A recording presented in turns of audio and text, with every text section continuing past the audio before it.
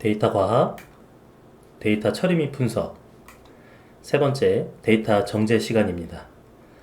데이터 정제는요, 이러한 단계를 거칩니다. 먼저 데이터의 특성을 파악하고요. 그리고 데이터의 모순점을 발견하고, 그리고 데이터를 수정하는 그런 변환 과정을 거칩니다. 자, 가장 첫 번째로 했던 데이터 특성을 파악한다. 그 특성을 파악하는 방법은 그 속성의 데이터 타입, 도메인, 이런 것들을 파악한다고 볼 수 있는데요. 데이터 타입이 무엇인지, 그리고 도메인, 속성 값의 범위가 어떻게 되는지, 이런 것들을 파악합니다. 자, 그 다음에는 속성 값의 분포 특성을 파악하는데요. 예를 들어서 대칭, 비대칭 분포를 살펴보거나, 그리고 실제 값의 주요 분포 그 범위를 살펴봅니다. 그리고 값의 표준 편차를 보는 걸로 지금 이 속성 값은 이러한 분포적 특성을 갖고 있구나, 이런 특성 파악이 가능하겠죠. 자, 다음은 속성 간의 의존성입니다. 속성 A의 값이 같은 데이터의 속성 B 값과 반드시 같다. 속성 A와 속성 B의 값이 같다. 그거는 그 속성 간의 의존성이 있다고 볼 수 있는데요. 이럴 때 속성 A와 속성 B 간의 함수적 종속성이 존재한다 라고 이야기를 합니다. 자, 이렇게 데이터의 특성들을 파악하기 위해서는요, 이런 어떤 타입이 뭔지, 도메인이 뭔지, 분포가 뭔지, 그리고 속성 간의 의존성이 있는 건 아닌지, 이런 것들을 살펴봐야 되는데, 이런 데이터에 대한 어떤 설명 부분, 데이터에 추가적으로 필요한 어떤 이런 그 특성 정보들은 바로 메타데이터라는 곳에 저장이 되어 있습니다. 그 메타데이터에 이제 많은 부분이 저장이 되어 있는데, 메타데이터가 무엇인지 좀 살펴볼 텐데요. 메타데이터는 데이터의 데이터, 데이터를 설명하는 데이터, 뭐 이런 어떤 용어적 의미가 있습니다. 정의로 보자면 데이터에 대한 데이터, 그리고 데이터에 관한 뭐 구조화된 데이터로 다른 데이터를 설명해주는 데이터, 뭐 이렇게 이야기를 할 수 있습니다. 메타데이터의 종류가 사실은 많은데 주요 어떤 종류만 살펴보면 기술용 메타데이터, 그 다음에 관리용 메타데이터, 그리고 구조용 메타데이터 이렇게 있습니다. 기술용 메타데이터는 정보자원의 검색을 목적으로 한 메타데이터예요. 그래서 어떤 설명이 있죠. Descriptive 메타데이터입니다. 그래서 발견, 식별, 선정, 병치, 평가, 링크, 가용성 등 어떤 기술용으로 어떤 설명을 위한 설명 메타데이터라 볼 수 있죠. 이런 기술용 메타데이터는 예를 들어 전통적인 도서관 내에 어떤 데이터 관리를 측면을 들 수 있는데, 도서관에 수많은 책들이 있는데 그 책들을 어떻게 하죠? 쉽게 찾을 수 있어야겠죠. 그래서 우리 이런 메타데이터를, 그 도서에 대한 메타데이터를 잘 관리하는 게 또 도서관입니다. 자, 그리고 관리용 메타데이터입니다. 자원 관리를 용이하게 하기 위해서 우리가 리소스에 대한 어떤 매니지먼트가 필요하잖아요. 그래서 그거에 대한 메타데이터로 관리용 메타데이터가 있는데, 이 관리용 메타데이터는 그 보존용 메타데이터의 요소로 우리가 생각할 수 있습니다. 그리고 이제 구조 메타데이터가 있는데요. 복합적인 디지털 객체들을 묶어주기 위한 메타데이터. 그래서 오디오와 텍스트를 결합하는 뭐 이런 식의 구조를 결합한 어떤 메타데이터, 이런 것들이 여기에 포함이 되겠죠. 그래서 메타데이터가 왜 있느냐? 메타데이터는 그 데이터가 무엇인지를 설명을 해줄 어떤 중요한 정보가 담긴 그런 데이터라고 볼 수 있습니다. 그래서 메타데이터를 통해서 뭐 정보 검색을 할 수 있고, 그 다음에 이 데이터는 이만큼의 어떤 리소스가 들어가 있어. 그 리소스에 대한 어떤 정보가 포함이 되어 있는 그런 메타데이터. 그 밖에도 관리를 하는 목적으로, 그리고 어떤 데이터가 어디에 권한이 있는 그 권한에 대한 어떤 관리를 하는 목적으로 이렇게 메타데이터를 많이 사용합니다. 그래서 메타데이터 예제를 보면은 이렇게 데이터셋이 있다면 그 메타데이터들이 뭐 디스크리션, 기술, 설명 메타데이터, 뭐 스트럭처 메타데이터, 구조용, 그 다음에 관리용 메타데이터, 그 다음에 프리저베이션, 그 보존용 메타데이터, 그 다음에 사용 메타데이터, 뭐 거래 메타데이터, 이렇게 좀 구분을 할 수 있고요. 물론 이런 메타데이터가 너무 많아지면요, 메타데이터가 어떤 메타데이터가 있는지를 설명하기 위한 메타데이터도 존재할 수 있습니다. 그래서 예를 들어서 설명 메타데이터는 무엇이냐? 근데 이 메타데이터는 데이터셋에 대해서 설명적 관점으로 이렇게 구성된 메타데이터인데 이 메타데이터가 무엇인지를 또 설명할 필요가 있잖아요.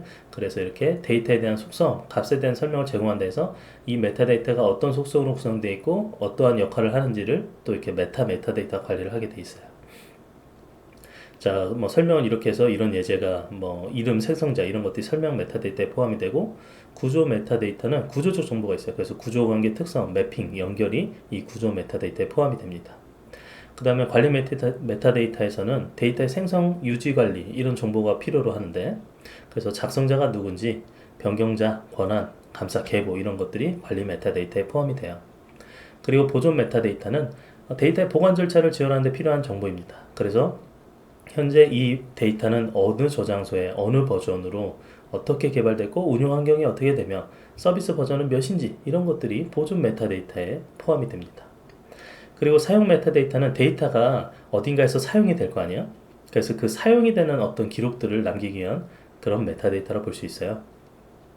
그래서 사용 기능이나 접근 항목, 연결 정보, 사용 이력, 활용 내용, 조회 건수, 일일 트래픽 뭐 이런 것들이 이 사용 메타데이터에 포함이 됩니다. 그리고 이제 좀 특이하게도 거래 메타데이터가 있습니다. 거래 메타데이터는 데이터가 이제 앞으로 거래가 되고 뭐 그런 이력들이 있거든요. 예를 들어서 통신 데이터를 가지고 있는 어떤 통신사들은 그 통신 데이터가 다른 데이터와 결합돼서 활용할 수 있게끔 다른 타사에다가 자기가 가진 자사의 데이터를 잘 가공해서 판매를 하는 경우가 있습니다. 은행도 그렇고요. 뭐 물류 이런 쪽도 많이 어떤 판매로 이루어지고 있는데 그런 판매를 위한 데이터가 어떻게 거래되는지에 대한 정보를 제공하기 위한 그런 메타데이터가 추가가 될 수 있어요. 그래서 데이터 코드, 거래자가 누군지, 구매는 언제 했고, 수량은 얼마인지, 금액, 품질 평가, 뭐 크기 분류, 종류 유형 뭐 이런 것들이 거래 메타데이터에 포함이 될 수 있습니다. 자, 이건 제가 이제 나름대로 정리를 이렇게 구분해서 한 거니까요. 그래서 메타데이터에 이런 것들이 포함이 될 수 있다는 예제로 살펴보시면 되겠습니다. 자, 그리고 데이터 모순점 발견입니다. 우리가 이제 데이터의 특성을 파악한 뒤에 데이터 특성에 따라서 어떤 모순점이 있는지 없는지를 판단하는 게 중요합니다. 데이터 정제 과정에서는요, 특성을 파악하고 그 특성에 따라서 어떤 문제가 없나 문제를 고쳐야 될 거 아니에요. 근데 이제 모순점을 먼저 발견해야 되는데 이 모순점 발견에서 우리가 주로 나타나는 어떤 모순점이 어떤 거냐, 잘못 설계된 데이터 입력 폼이 존재하는 겁니다. 입력 폼이 잘못됐어요. 그래서 입력이 될 때마다 데이터가 잘못된 형태로 이렇게 계속 모순된 형태로 쌓이는 겁니다. 그리고 데이터 입력에서 사람의 실수로 발생할 수도 있고요. 입력 과정에서 사람이 자기 이름을 뭐 세자로 딱 써야 되는데 실수로 오타가 들어갈 수도 있겠죠. 그래서 이런 데이터 입력 폼과 입력에서의 사람의 실수를 미연에 방지하기 위해서 어떤 걸 하느냐면 그 우리 웹페이지나 이런 데 보면은 어떤 입력 폼에서 숫자만 입력해야 되면 숫자만 입력될 수밖에 없게 이렇게 제한을 걸어두는 그 제한 조건이 이렇게 있는 입력 폼을 만드는 경우가 많습니다. 예를 들어서 이메일을 입력할 때도 이메일 뒷부분의 주소를 선택할 수 있게 드랍박스로 되어 있거나 그리고 뭐 번호를 입력할 땐 번호만 입력되게 그 다음에 또 그 밖에도 우리가 성별을 입력하는데 성별은 선택지를 주는 거죠. 선택지를 줘서 좀 이 데이터 입력만 가능하게끔 이렇게 좀 서비스를 하는 경우가 많습니다. 그리고 응답자가 자신의 정보가 누설되는 걸 원하지 않기 때문에 발생되는 의도적인 그 입력자가 의도적으로 오류를 포함시키는 경우가 또 있습니다. 그리고 만료된 데이터, 예를 들어 주소예요. 주소가 이사를 했기 때문에 주소가 바뀌었어요. 그러면 이전 주소는 어때요? 사실은 만료된 데이터로서 그 데이터 자체가 가치가 있는 데이터가 되게 어렵죠. 그리고 데이터 표현의 모순입니다. 표현 자체가 어떤 모순점이 발생할 수 있어요. 우리 불일치 그리고 모순 이런 것들이 빈번하게 발생한다고 했잖아요. 그리고 이제 일치하지 않는 코드의 사용입니다. 코드상으로 우리가 뭐 특정한 코드를 통해서 이 데이터를 구분짓기 위해 뭐 정했다고 치면요, 그거를 일치하지 않게 코드를 사용하는 겁니다. 예를 들어서 female은 F, 그다음 male은 M, F와 M으로 이렇게 코드로 사용하기로 했는데 갑자기 다른 코드가 들어가서 일치하지 않는 코드의 발생으로 어떤 모순이 발생하는 것, 이런 것들이 좀 이런 예에 해당이 되겠죠. 그리고 데이터를 기록하는 계측 장치의 오류, 그 다음 시스템 오류가 있습니다.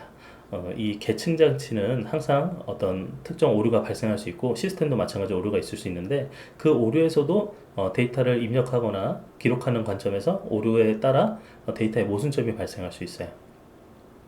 어느 순간 계측 장치가 계속 올바른 데이터를 하다가 예를 들어 온도를 측정한다고 해볼게요. 온도를 정상적으로 계속 측정하다가 갑자기 데이터를 기록하는데 기록된 걸 보니까 갑자기 영하 100도. 이 온도계는요, 세상에 있는 어떤 온도계예요. 일상 실온을 측정하는 그런 온도계인데 갑자기 영하 100도 문제가 있는 거죠. 계측 장치의 오류나 이런 시스템 오류에 따라서 이렇게 잘못된 기록을 남기는 경우가 있습니다. 그리고 원래 의도와 다른 목적으로 데이터를 부적절하게 사용될 때 또 모순이 있을 수 있습니다.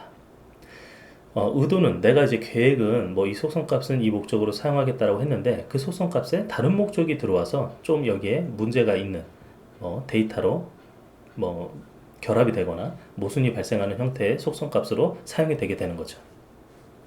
그리고 데이터 통합 과정에서 주어진 속성이 다른 데이터베이스에서 다른 이름으로 사용되는 경우가 있습니다. 예를 들어서 내가 가진 어떤 데이터에는 이 속성이 예를 들어서 뭐가 있을까요? 아이디가 있는데 그 아이디를 속성값의 이름으로 사용했는데 다른 데서는 아이디가 아니라 아이덴티피케이션 이렇게 좀 긴 이름으로 사용하거나 이렇게 줄여서 사용하거나 약어로 사용하거나 이런 이름이 상이한 경우가 있겠죠. 자, 그리고 필드 오버로딩입니다.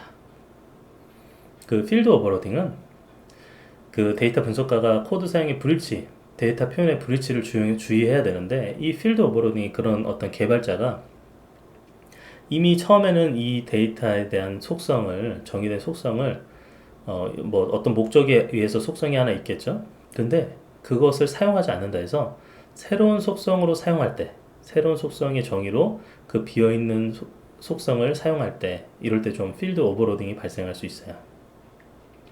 그래서 필드 오버로딩에 대한 검토는요, 유일규칙, 일관규칙, 무규칙 이렇게 구분할 수 있는데 유일규칙은 유니크 룰입니다. 그래서 주어진 속성의 값이 다른 속성의 다른 값과는 달라야 된다, 유일해야 된다, 유니크해야 된다 이런 규칙이 있고요.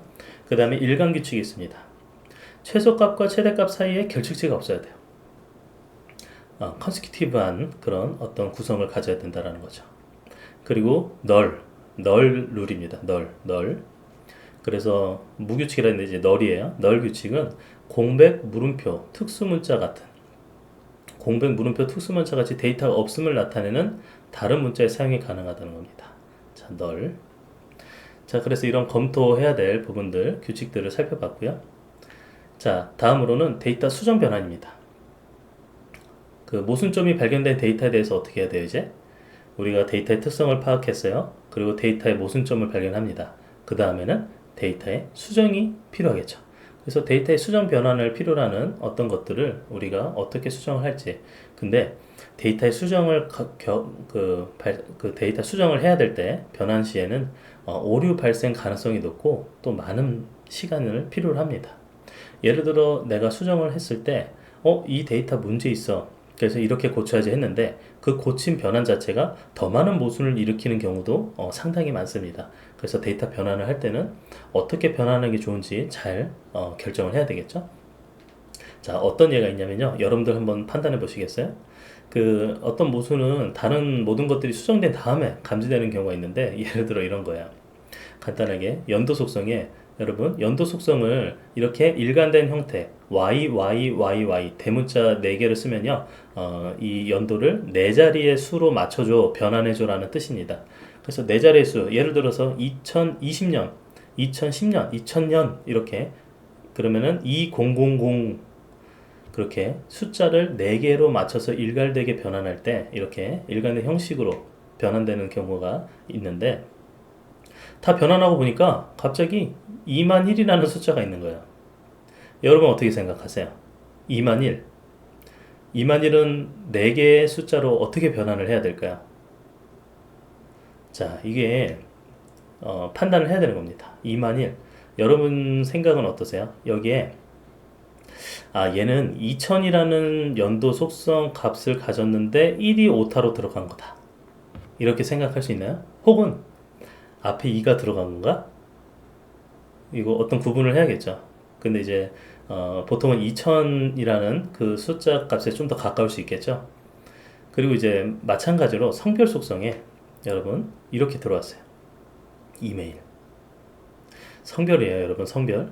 근데 성별 값이 일관된 형식으로 1과 2로 변환을 합니다. 1은 메일이고 2는 피메일이다. 이렇게 숫자 값으로 매핑해서 변환을 할 때 변환이 안 된 게 있는 거예요. 변환되지 않은 값. 이메일. 얘는 뭐지?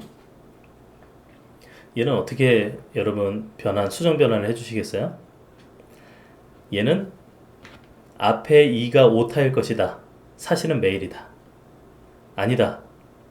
얘는 맨 앞에 F가 빠진 것이다. 사실은 피메일이다. 자, 굉장히 어려운 문제죠. 2를 빼야 될 것인가, 앞에 F를 더할 것인가. 이런 것들이 사실은 어떤 변환 과정에서 이런 어떤 문제되는 값들, 모순이 되는 값들이 발견이 될 때가 많습니다. 자, 이런 것들을 수정하는 과정, 이런 것들을 데이터 정제한다고 표현할 수 있습니다. 자, 그 다음에 미싱 밸류예요. 결집값. 값이 존재하지 않고 비어있는 상태. 즉 값이 없는 거예요, 여러분.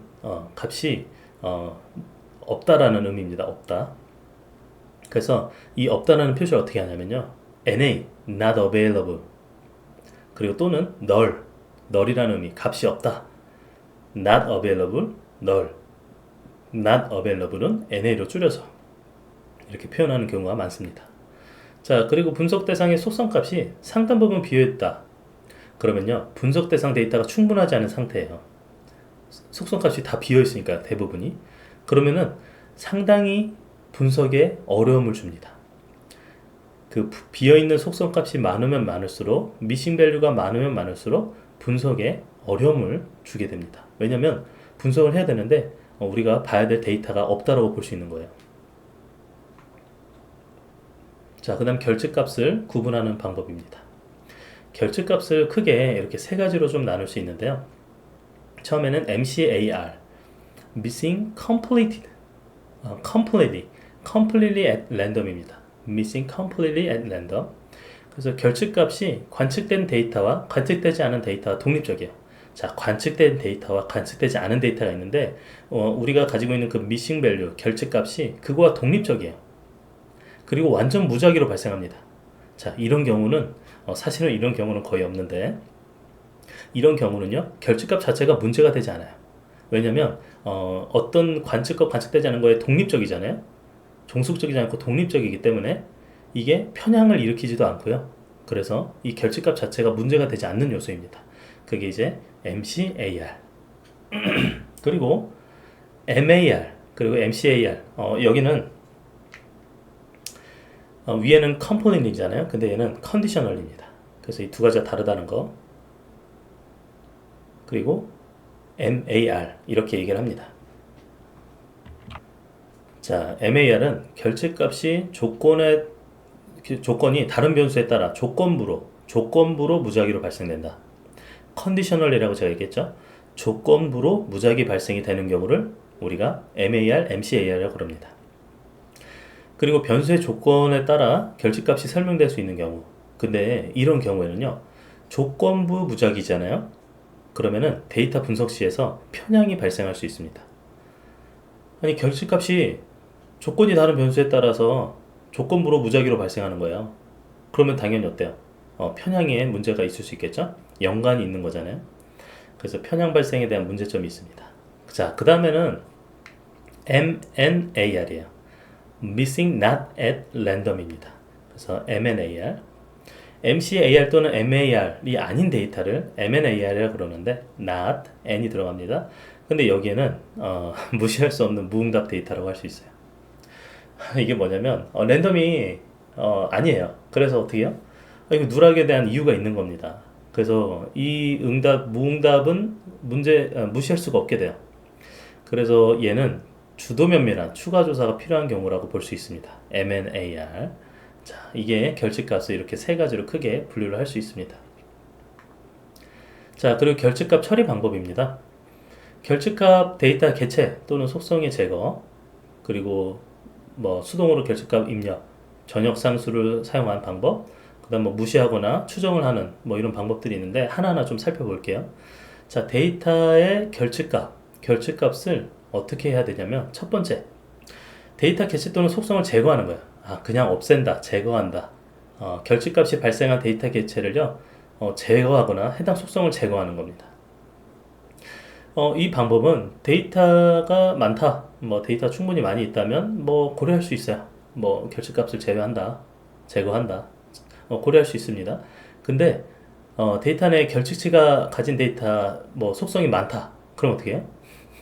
제거를 할 게 너무 많아지는 거죠. 그럼 대부분의 정보가 제거가 되는 거예요. 그럼 어떻게 될까요? 분석도 못하겠고 데이터가 쓸모없는 데이터가 되겠죠. 그래서 실제로는 많이 사용하지 않은 방법이 바로 이 방법입니다. 그냥 제거하는 방법. 그리고 이제 두 번째로는 수동으로 결집값을 입력하는 방법입니다. 수동으로. 자, 결집값이 발생한 데이터를 다시 조사하고 수집하여 입력한다. 여러분, 다시 조사한다, 다시 입력한다. 입력과 조사 둘 다 매우 고비용의 소모적인 방법입니다. 그래서 이 방법은 결집값이 많다? 물론 결집값이 일부만 있다면 가능합니다. 근데 이 결집값이 많으면 비현실적인 거예요. 너무 비싸요. 너무 시간이 오래 걸려요.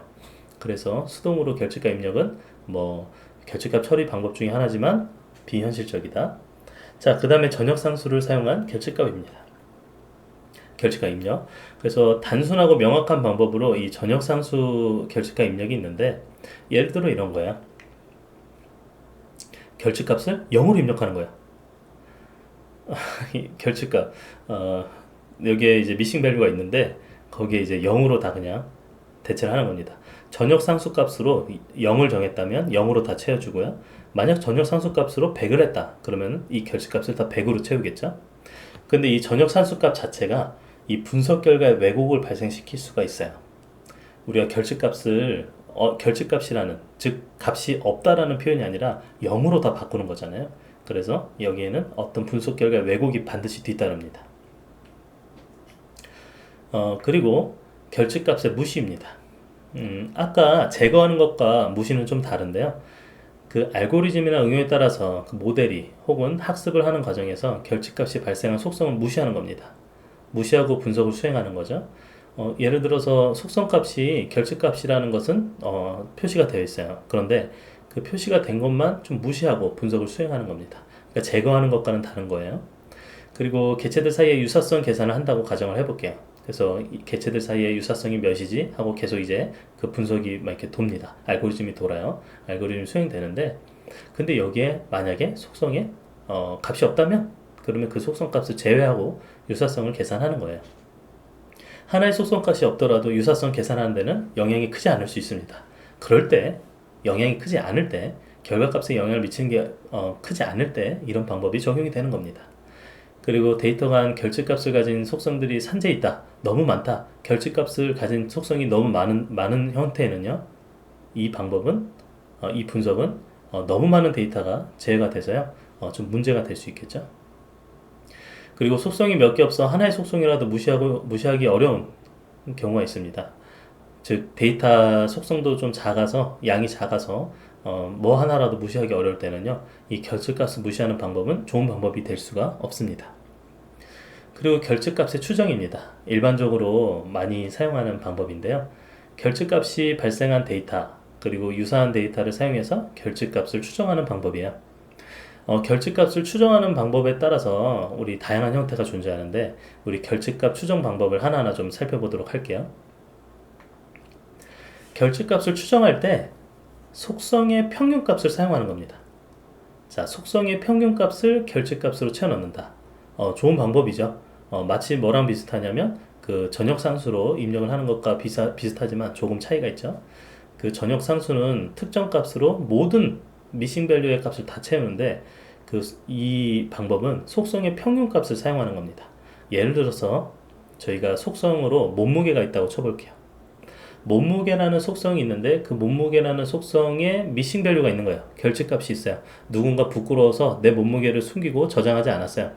그래도 분석을 하기 위해서 이 미싱 값을 채워야 되는데, 이 결집값을 무슨 값으로 채울까? 거기에 방법으로 평균값을 선택하는 거예요.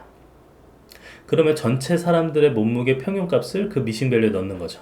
자, 그렇게 되면 어떻게 되죠? 분석 결과를 왜곡시킬 위험성이 존재합니다. 당연한 거죠. 자, 그런데 결식값을 추정하는 방법 두 번째. 자, 같은 클래스에 속하는 속성의 평균값을 사용하는 겁니다. 자, 이게 무슨 말이냐면 주어진 데이터와 같은 클래스에 속하는 튜플들의 속성 평균값을 사용하자. 그래서 동일 유형에 속하는 데이터의 평균값을 사용해서 왜곡 가능성을 좀 줄일 수 있습니다. 물론 왜곡될 수 있어요. 그러나 왜곡의 가능성을 조금은 줄일 수 있다는 거죠.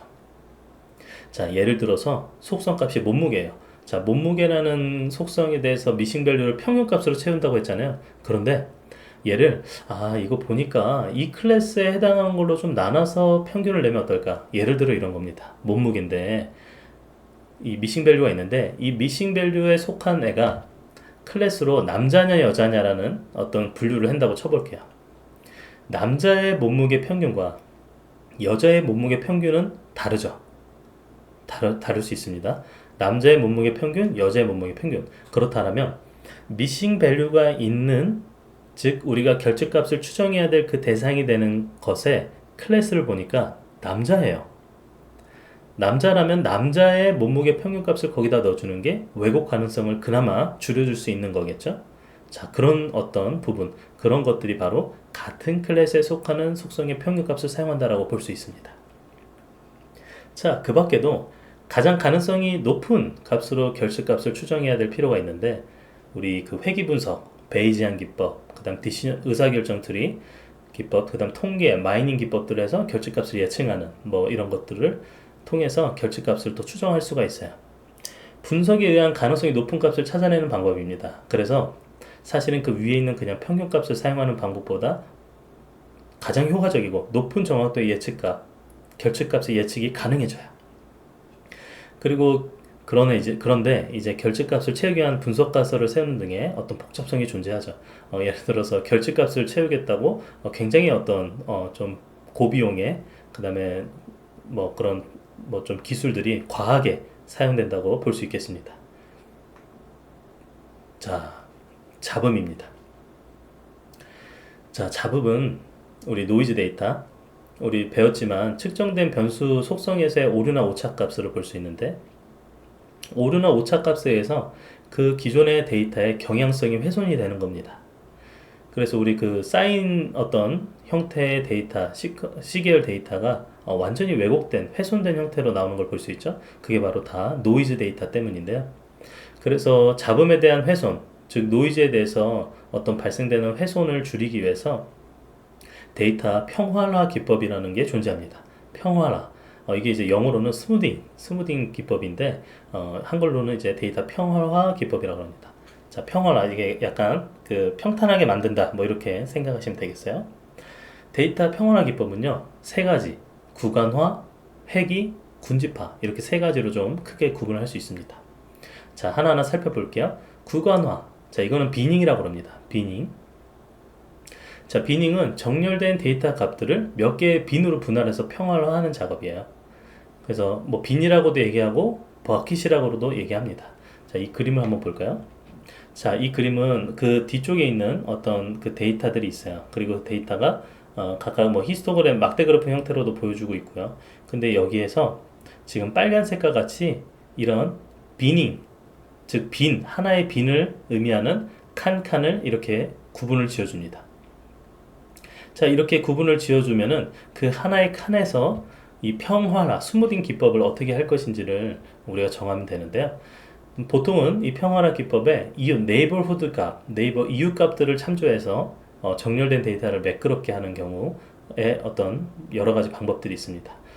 평균값 평활화, 중앙값 평활화, 그리고 경계값 평활화가 있는데요. 평균값 평활화는요, 그 하나의 그 우리 한 칸, 빈에 있는 값들이 그 빈의 평균값으로, 민값으로 대체가 되는 겁니다. 자, 예를 들어서 여기 지금 맨 앞에 있는 빨간색 칸 안에 포함되어 있는 이 데이터가 있잖아요. 그럼 그 데이터 안에 이 값을 평균값으로 대체시키는 겁니다. 저 뒤에 있는 값들을 보고 이 빈 값을 그 뒤에 있는 값의 평균값으로 하나하나씩 채워 넣는 거야. 그러면 어떻게 될까요? 그럼 이렇게 유연한 어떤 빈 형태의 값으로 우리가 이렇게 빈 평균값으로 이렇게 매끄럽게 평활화가 되겠죠? 그 평균값을 사용하는 것 말고도 민값 말고 미디언 값을 사용할 수도 있습니다. 바로 중앙에 있는 값을 사용하는 거죠. 그래서 중앙값으로 이 중앙값 평화라 작업을 거칠 수도 있고요. 그거 말고도 경계값 평화라라고 해서 바운더리, 빈의 바운더리에 대한 의해서 이제 스무딩을 하는 겁니다. 그래서 최소값과 최대값이 그 빈의 경계값이 되고 그 두 경계값 중에 가까운 쪽으로 값으로 이제 대체가 되는 겁니다. 자, 이렇게 해서 평화라 방법의 세 가지가 이렇게 존재합니다.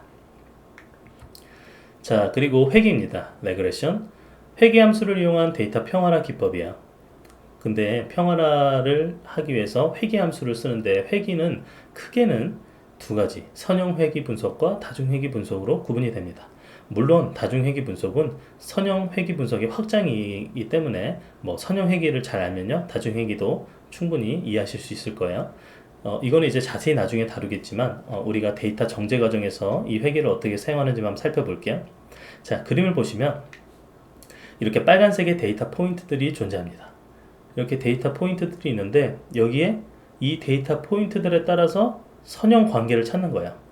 선형 관계를 찾으니까 이런 파란색과 같은 선형 관계에 따른 결과가 나옵니다. 보이시죠? 자, 이렇게 하나의 속성이 다른 하나의 속성을 예측하는 데 이용할 수 있도록 선형 관계를 찾는 거, 이게 바로 리니어 레그레션 어널리시스라 그럽니다. 그런데 이렇게 선형 관계가 하나가 나오면 단순 선형 회귀 방법인데 두 개 이상의 속성을 가지고 속성을 예측한다 그러면은 다중 회귀 분석으로 들어갑니다. 그래서 뭐 선형 회귀든 다중 회귀 분석이든 이것들을 이용해서 데이터를 평화화하는 방법들이 있습니다. 자, 그 다음으로는 군집화예요. 클러스터링, 군집화는요, 유사한 값들끼리 그룹화하는 과정이라고 볼 수 있습니다. 그래서 여기 이 군집화를 하다 보면요, 어떠한 군집에도 속하지 않는 값들이 발견이 될 수가 있어요. 이 값은 어떤 군집에도 속하지 않는다. 그거는 이상값이라고 얘기할 수 있습니다. 우리 이상값에서 배워봤죠? 이상값이 뭐야? 경향성을 훼손하죠. 그리고 오류되이 될 가능성이 높잖아요. 그래서 그 이상값들에 대해서는 평화라를 어떤 작업을 수행해야 될 필요가 있는데, 자, 그림을 한번 볼까요? 자, 지금 빨간색으로 이렇게 이 부분이 근접한 어떤 유사한 값들끼리 묶어서 하나의 군집을 형성하고요. 그리고 또 이제 지금 파란색이 유사한 군집을 형성하고, 그 다음에 또 각각의 군집이 그래서 총 4개가 있는 경우입니다. 이렇게 4개의 군집이 형성이 되는데 그 중에 포함이 되지 않는 값들이 있어요. 자, 지금 보면 여기 외곽에 이렇게 점점 이렇게 포함이 되지 않는 어떤 값들이 존재하죠. 이 안에도 마찬가지로. 근데 이런 어떤 값들을 이상값이라고 볼 수 있습니다. 그래서 이런 이상값들은 이 평화라 작업의 대상이 될 수 있겠어요. 자, 이렇게 해서 우리 그 데이터 정제의 어떤 여러 가지 정의부터 시작해서 정제 방법들, 단계, 그리고 그거에 필요한 어떤 기술들 각각을 살펴봤습니다.